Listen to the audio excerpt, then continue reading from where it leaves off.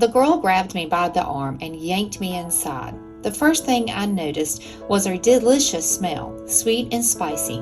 My stomach growled. Food, real food. The room was large, but it was many rooms in one. Just like my cottage, the kitchen, the bedroom, the sitting room all occupied their own corners of one big open room, which was bursting with colors and patterns. Sunlight poured in from 3 tall windows, their curtains intricately embroidered with vines, birds, and blossoms. 4 chairs circled a big oak table. They were painted in bright blue, violet, yellow, and green, and each was built in its own unique style and shape, as if they had been designed for very different people. A large bed took up an entire wall and was covered with a blanket woven in rich rainbow colors. The room seemed to hum as if it were alive. "Now, what is your name?" the girl asked. "No, let me guess. I love guessing names." She put her fingers to her mouth and studied me. She was maybe just a few years older than me and pretty, with black curls all around her face and eyes as green as new spring grass. "Your name is Herbert." No, you don't look like a Herbert. "Bertram." No, you don't have the right aura for that. "Ooh, tricky. Something unusual, one of a kind. I think Zelmar. Waldenat. Wafondo." "Ida, who is it?" said a voice coming through a small doorway to the right. Another woman entered who looked very much like the girl, but older. She had gray streaked in her black hair and lines around her mouth and eyes. When she saw me, she froze. "Oh, my." The woman closed her eyes and took a deep breath and then opened them again. "What is it, sister?" said Ida. "Hadel, come here," the older woman shouted. Another woman came hobbling in. The one looked more like a witch to me. She wasn't so old, but she was hunched, and she had a cane, and one foot was turned in. Her face was lopsided, one eye squinting while the other was wide. Her mouth was pinched and crossed, but when her big eye was level with mine, her expression softened and her mouth hung open. "Do you see it?" said the second woman. "See what?" said Ida. "Anna," said the lopsided witch. "Anna was my mother," I explained. Ida gasped. It was as if they had all been frozen by some spell. Shocked into silence, I felt like an idiot. Finally, Ida broke into a laugh. "Nephew!" She rushed to me and crushed me against her, which might have felt comforting if I could breathe. When she released me, she squeezed my cheeks between her hands and said, "Isn't he beautiful? Our nephew.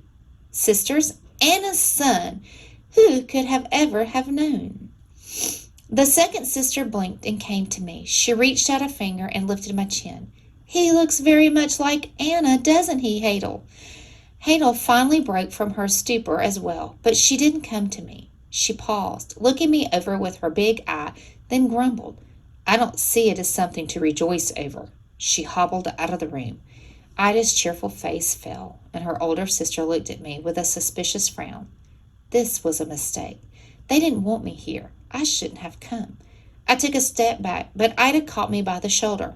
"Oh, don't mind Hadel, dear nephew," said Ida. "She has always been crabby. This is Batilda. We are so glad you came to see us. You may call me Auntie Ida. Come and have Ida, we know nothing of the boy," Batilda cut in. "Where he came from, how he found us, or even what his name is." "His name." Ida's face darkened. "I've been unable to guess it. So curious. I'm usually spot on." I looked between them. I was so tired. The idea of trying to explain my name and everything else overwhelmed me. I didn't really want to see the look on their faces. "My name is Robert." Bathilda furrowed her brow confused. "Well," said Ida, looking disappointed, "I never would have guessed that." "How is that you found us, Robert?" asked Bathilda. "I asked in the village about my mother. Nobody remembered her, but when I asked about spinning," Bathilda stiffened, but nodded. "They must know about my mother's spinning." "Oh, but come, eat cake and see what we are making." Ida dragged me through a small corridor, leading me to another room. But Hadel barred the doorway with her walking stick. "You're filthy," she growled. "Hadel, Robert is our nephew and our guest. Hadel's big eyes looked me up and down, and I felt that she could see every secret I held. Huh. Robert, you'll take a bath before you set foot in here. You look like you grew from dirt. The bathtub was in the corner of the kitchen.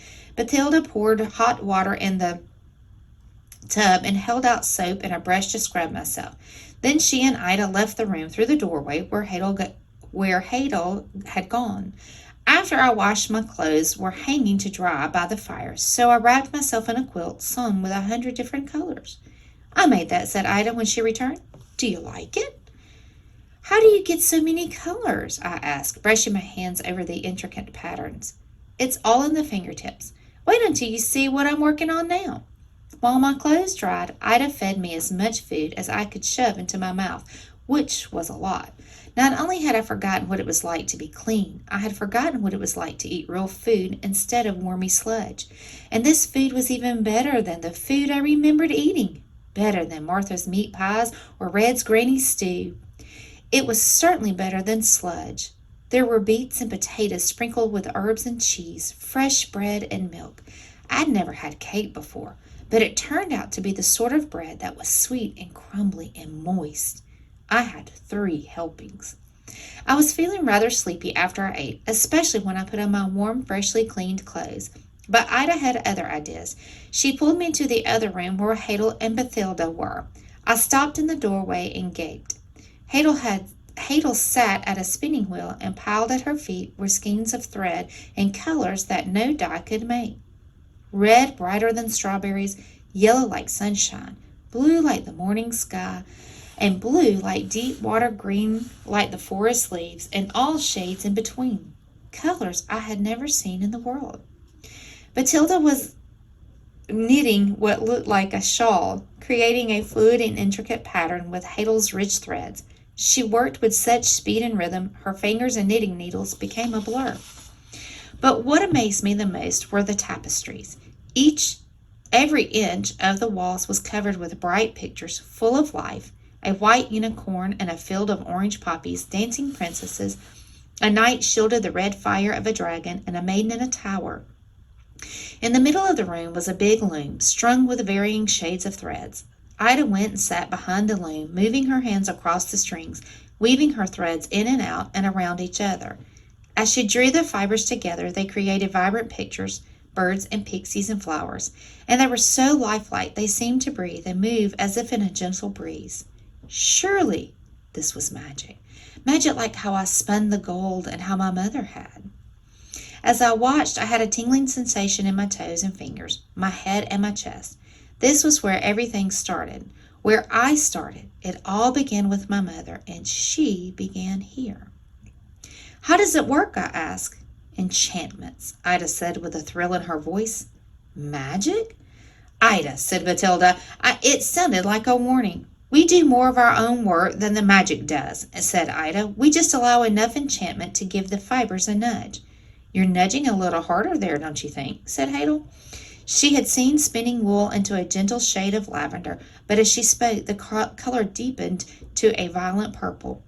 It will fetch a good price at the market, said Ida. Yes, but at what cost to you? Oh, Hadel, you worry too much.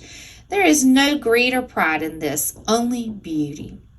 Hadel glared at the tapestry, but continued with her spinning, and as she fell back into the rhythm, her threads lightened back to lavender. Can you only change the color of the threads? I asked, or can you change what they're made of?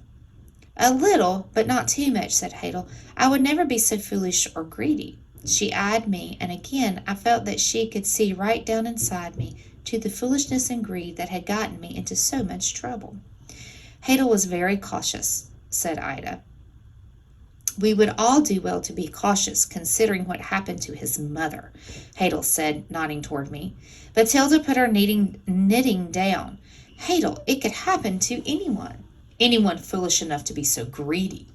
Anyone can be greedy, said Ida. Clearly, said Hadel. Excuse me, I said, but I never knew my mother. Oh, you poor thing. We are being insensitive, said Ida. She dropped her work and rushed to comfort me. No, it isn't that. It's just, well, I hardly know anything about her. I knew that she was from yonder and that she could spin. Her spinning wasn't like other people's, but how was she foolish and greedy? The three aunts stopped what they were doing and exchanged cautious looks. Did she make any of this? I asked, pointing to the tapestries and yarns. No, said Bathilda. She traded everything she made, including her soul, mumbled Hadel under her breath. Hadel, gasped Ida. Our poor nephew. Well, he's poor because of her. Don't you think he has a right to know? They all fell silent. Bathilda and Ida stared at the ground, but Hadel watched me, her big eye twitching. I know about her spinning. I spoke up again, dancing around the questions. I most wanted to ask. I wanted to know what had happened to my mother. I wanted to know if there was anything that could be done about my problems, but I couldn't decide how much I wanted them to know about me. I know she could spin valuable things. Will you tell me what happened to her? Greed, said Hadel. Greed and magic sucked her in and spun her to death. Hadel, be sensitive, said Ida. It's the truth. You were too young to understand. Ida opened her mouth in protest. But Bathilda cut her off. She was a fine spinner, said Bathilda in a gentle voice, the finest there was ever been in yonder or anywhere. Not so fine, considering, said Hadel. Bathilda glared at Hadel and began again. I will say she was unwise and a bit overly confident, even though she was a fine spinner, and that is where the trouble began. You see, Robert, in our work we must balance the skill of our own hands with the magic we use to transform the threads. She held out her knitting as if to show me. We do not call for more magic than we have skill, because then we lose control of the outcome. We lose control of ourselves. I thought of poor Kessler, and the sick dread in my stomach returned. Anna knew this, but she was always pushed the limits. She was always experimenting. How? I asked. Bathilda put down her knitting and swept a strand of graying hair back from her face. Your mother could spin wool into velvet and grass into silk. Beautiful threads. Her work was much admired, but we feared she was losing the balance. Yet somehow it never seemed to affect her. She always managed to bargain well at the markets. So, in spite of our warning, Anna came to believe that her skill was more powerful than any magic. She thought she could control it, you mean? Bathilda nodded. One day Anna told a wealthy merchant that she could spin any worthless thing into something beautiful and valuable. Well, he took her at her word. He had a bundle of straw in his cart and said he would be pleased with her skill only if she could turn the straw into gold. He promised her a fair trade if she could fulfill the task. I warned her, that fool, said Hadel, but she was all pride and greed.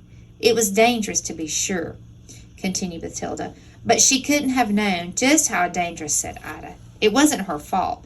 That merchant was the greedy one. When she told me of the bargain she had made, I truly hoped she would fail, said Bathilda. Velvet and linen and silk were one thing, but gold? I didn't think it possible. I hoped it wasn't, but to my dismay, Anna succeeded beyond what I ever could have imagined. She spun that straw into gold, into perfect, glimmering skeins of gold, more pure than any gold in the kingdom. But even her skill could not match the enormous magic of spinning straw into gold. All three sisters looked down, filled with an unspoken grief. Was the merchant's trade fair? I asked. Hadel blew through her lips like a horse. Fair? That man swindled her to pieces. When he came and demanded what had been made of his straw, of course he was delighted. And what's more, Anna had no power to demand a fair bargain. That's what happens when you get greedy with the magic. You lose control. The merchant gave her a sack of grain for the pile of gold, declaring that it was a fair trade, for without his straw she wouldn't have nothing to spin. I shivered, remembering the first time I had traded with the miller. How my tongue had swelled in my mouth, and I mechanically accepted his bargain. I didn't understand then what it all meant. I remember that day, said Ida. I was small, but I remember her nearly fainting as she held that sack of grain. Her face, she looked as though she had seen death. You'd think she would have stopped there, said Hadel, but no, she was determined to be the greediest wench there ever was. Hadel, you mustn't speak of our sister. She only thought to remedy her mistake, said Ida. Yes, well, it didn't work, did it? I felt as if all my past troubles were being laid out before me. Troubles I well knew, and I was waiting, hoping for them to tell me the solution. What happened? Matilda's eyes glistened with tears. She fumbled with her knitting and brought it close to her face, as if her work would keep her emotions at bay. She didn't believe she had lost control because of the magic. She claimed it was because the merchant had given her the straw. She spun more gold, this time from her own straw, thinking she could negotiate the terms of the trade, but she couldn't. She took that gold thread to the markets and sold it for a pittance. People always start a bargain ridiculously low, and Anna had no power to refuse or suggest a price. Whatever they offered, she had to take, and the gold was theirs. I knew that feeling. I was blind to it first, but with Opal, I recalled the powerlessness I felt at not being able to suggest a trade or even refuse one. I thought. Then the merchant returned, growled Hadel. Yes, that was truly the worst part, said Matilda. He returned with a wagon full of straw for Anna to spin. And said Ida, I remember that. So much straw, and I knew what he wanted. I knew. This merchant was sounding a lot like the miller. Anna refused, said Matilda, but the merchant told her he was on his way to the kingdom, and he was certain that King Herbertus, the ruler at the time, would be interested to know Anna's great skill. It was a threat she couldn't live with. Anna was so fiercely independent, and she knew that any king would want to use her skill for his own gain. So she spun the gold for the merchant once more, and for payment he gave her a new spinning wheel, so that she might spin for him on many more occasions. Rumple, said Hadel. She was locked in a rumple then. Her voice was so soft I almost didn't hear her. What? She was locked in what? Rumple. That's what we call our own work sometimes. It means wrapped or trapped in magic. We wrap our work in magic, only your mother did it to herself. She spun herself in magic so tight it killed her. Oh, Hadel, that's ridiculous, said Ida. A person can't be trapped in a rumple, and I'm sure Anna didn't spin again once she left. She probably died in childbirth. She died right after I was born, I said. See? You think that?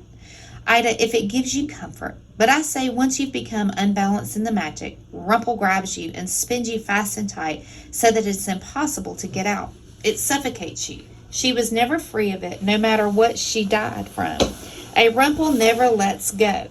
Hadel fixed her crooked gaze on me until a chill ran up my neck and through my bones. What happened then, I asked. She knew the merchant would never leave her alone, said Matilda. So she ran away that very afternoon. She told no one where she was going, and she took nothing with her but the wheel from the merchant. I begged her not to go, said Ida, as she wiped tears from her eyes. I ran down the road crying for her. I waited outside for days for her to return. Oh, I'd like to wrap my threads around that merchant's fat, greedy neck. She twisted the threads in her hands. The last we heard was that she had married a man from far away, and she died shortly after of illness. We never knew she had a son. They kept talking, but their words faded for me.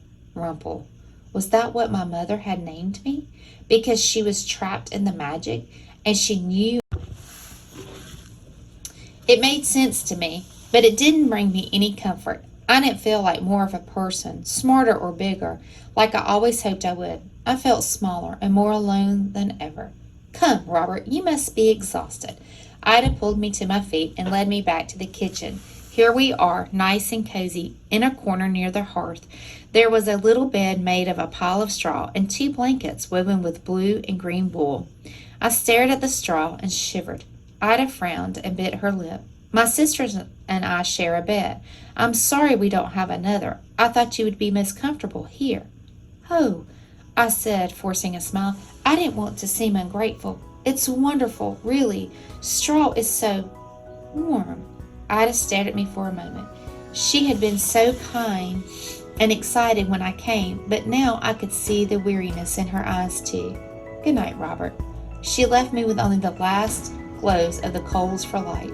Every part of me was exhausted as I slumped down in the straw bed and closed my eyes. I was too tired to think. The only thing I had in my mind as I drifted off to sleep was the drumming of a single word over and over. Rumple, rumple, rumple.